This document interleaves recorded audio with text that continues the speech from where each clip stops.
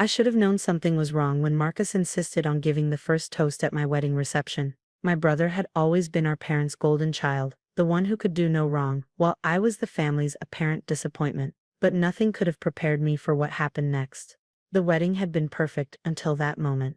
James, my new husband, and I were seated at the main table, surrounded by 200 of our closest friends and family. The soft glow of fairy lights illuminated the garden venue, and the evening air was filled with the scent of roses and jasmine. Marcus stood up, champagne glass in hand, and that familiar smirk crossed his face, the same one he'd worn throughout our childhood whenever he was about to do something cruel while ensuring he'd face no consequences. "Ladies and gentlemen," he began, his voice carrying across the now quiet reception. "As Emily's brother, it's my duty to share some family history with her new husband and all of our guests." My stomach tightened. James squeezed my hand under the table, sensing my tension. Marcus pulled out a manila envelope from his jacket. "You see, while cleaning out Dad's study last week, I found something interesting." He paused for dramatic effect, his eyes meeting mine. "Actually, Emily, maybe you'd like to explain why your birth certificate has a different father's name on it." The silence that fell over the reception was deafening. I could feel hundreds of eyes turn toward me, but I didn't flinch. Instead, I smiled, causing Marcus's confident smirk to falter slightly. "Go on, Marcus," I said, my voice steady. "Tell them everything you found, don't leave out a single detail." He hadn't expected this reaction. He'd expected tears, maybe even for me to run from the room in shame. But I'd been waiting for this moment for 28 years. Our mother stood up abruptly, her face pale. "Marcus, that's enough." "No, Mom," I said, still smiling. "Let him continue. In fact, why don't you tell everyone why that birth certificate was hidden in Dad's study in the first place?" Marcus's hand trembled slightly as he held the envelope. He hadn't expected me to know about its contents. He thought he was exposing my secret, but he was actually exposing theirs. "Emily," our father warned from his seat, but I ignored him. "You see," I continued, standing up and addressing our guests, "Marcus found more than just my birth certificate in that study. Didn't you, brother?" I emphasized the last word with subtle sarcasm. Marcus's face had lost its smugness, replaced by growing uncertainty. He hadn't bothered to look through the entire envelope before planning his little revelation. "There's also a letter in there," I said, walking around the table to stand beside him. "Dated 3 months before my birth. Would you like me to read it, or shall I let Mom explain why she was receiving threatening letters from her first husband?" Our mother's wine glass slipped from her hand, shattering on the floor. The red liquid spread across the white tablecloth like blood, a fitting metaphor for the secrets about to spill out. "How long have you known?" she whispered. "Since I was 16, I replied, "when Marcus here pushed me down the stairs, and I needed a blood transfusion. Remember how panicked you both got when the doctors asked for family medical history? That's when I started digging." Marcus's hand holding the envelope began to shake more visibly. "You're lying," he said, but his voice lacked conviction. I reached for the envelope, and he didn't resist as I took it from him. "The truth is, Marcus wanted to expose that I'm not our father's biological daughter. But what he didn't know." I pulled out another document from the envelope, "is that neither is he." The collective gasp from our guests was audible. Our father stood up so quickly his chair toppled backward. "The difference is," I continued, my voice carrying across the stunned silence, "my biological father was Mom's first husband. Yours, dear brother, was her tennis instructor. The same year, different men." Marcus stumbled backward, his face draining of color. The champagne glass slipped from his hand, joining our mother's wine on the floor. "I've kept this secret for 12 years, I said, turning to address our guests. "Not to protect them,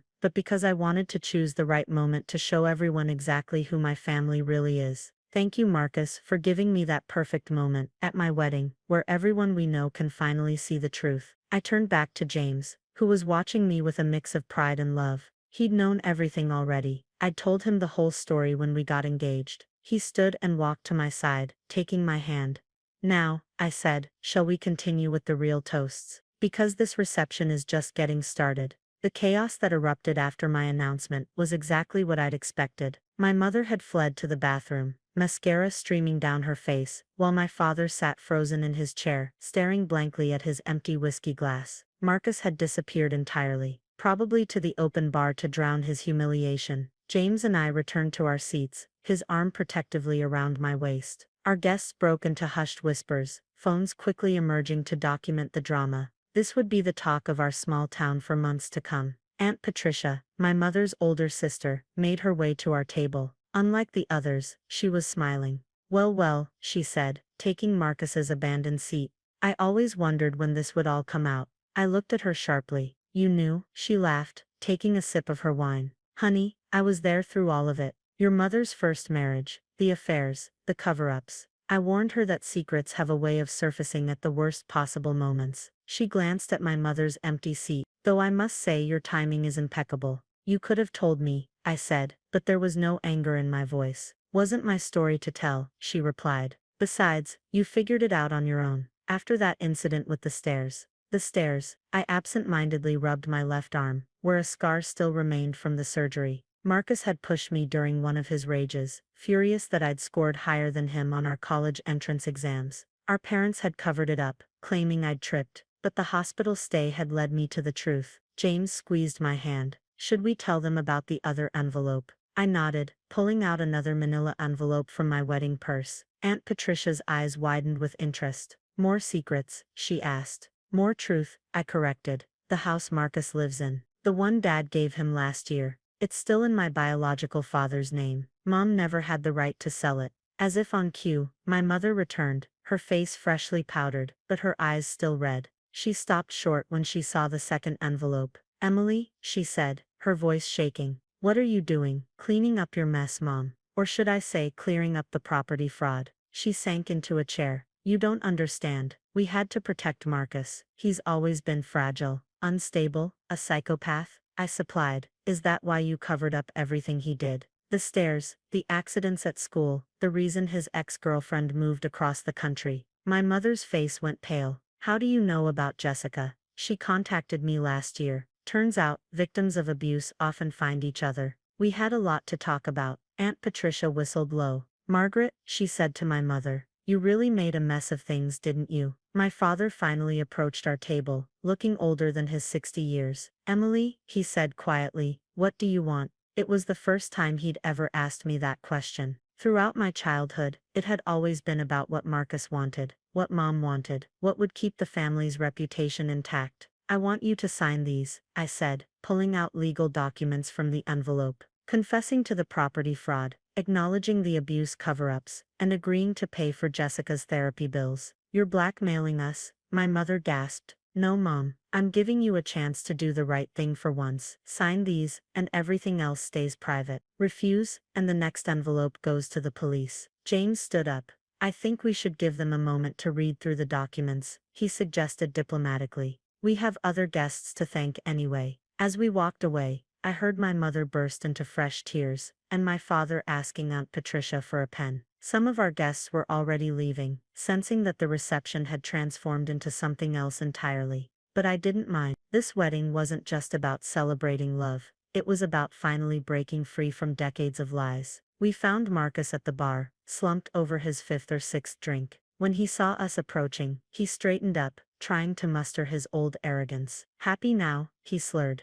Ruined everything just like always. No, Marcus, I said calmly. You ruined things when you decided to use my wedding to try to hurt me. Again. But this time, I was ready. He lunged forward suddenly, but James stepped between us. Two of our friends, former military, appeared instantly at Marcus's sides, gripping his arms firmly. I think it's time for you to leave, James said, his voice leaving no room for argument. Your Uber is waiting outside. As they escorted my brother out, I caught one last glimpse of his face. For the first time in our lives, I saw something there I'd never seen before. Fear. The aftermath of my wedding revelation rippled through our family like a tsunami. Within a week, Marcus had been served with eviction papers from the house he'd thought was his. My mother had checked herself into a wellness retreat in Arizona, conveniently avoiding the fallout, and my father, well, he was doing what he did best, throwing money at the problem. I've transferred the first payment for Jessica's therapy, he said during our first post-wedding meeting at his lawyer's office, and the property paperwork has been filed correctly.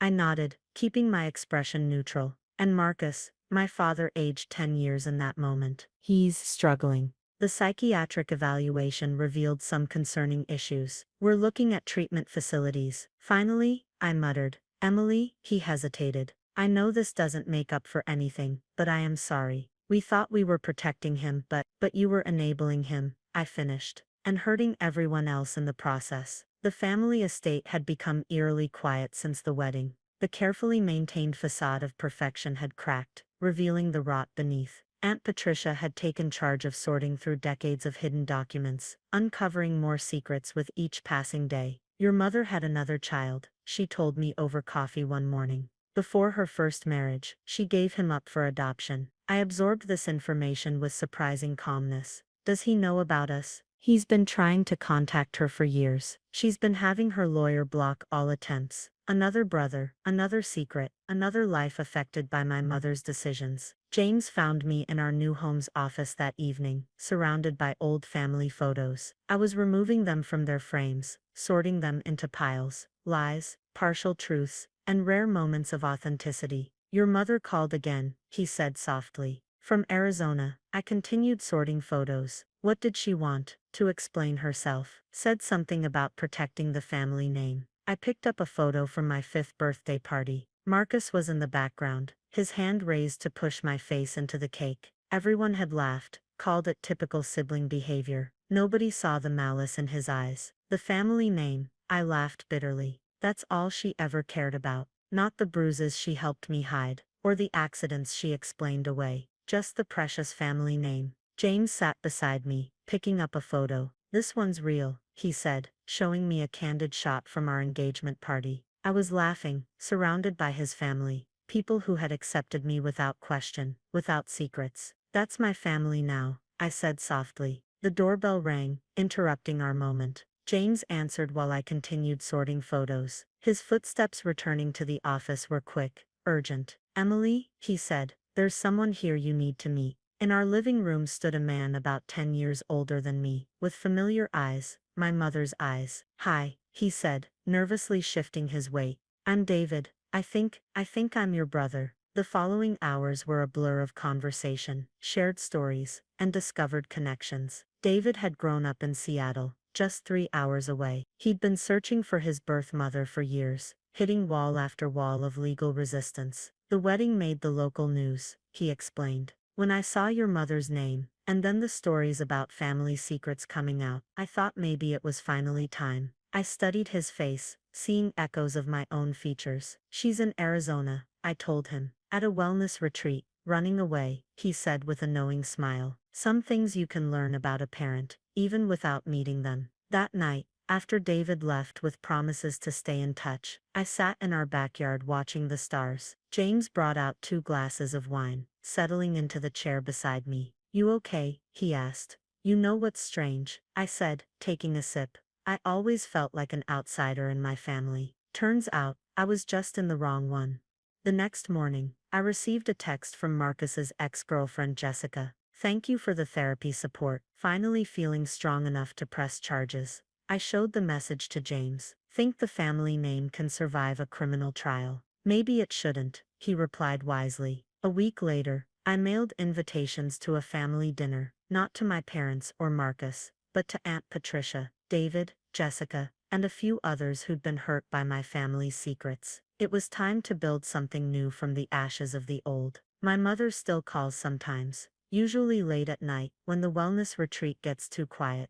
I let them go to voicemail. Some bridges once burned should stay ashes. But the truth, it sets you free. Even when it comes out at your own wedding reception, triggered by a brother's cruel attempt at a toast. Sometimes, the best revenge isn't exposing secrets. It's building a better life without them. James and I are expecting our first child next spring. We've already decided, no family secrets, no hidden documents, no shame disguised as protection. Just truth, love, and the kind of family I always wished I had. Sometimes the happy ending isn't the one you planned. It's the one you build from the ruins of what was meant to destroy you.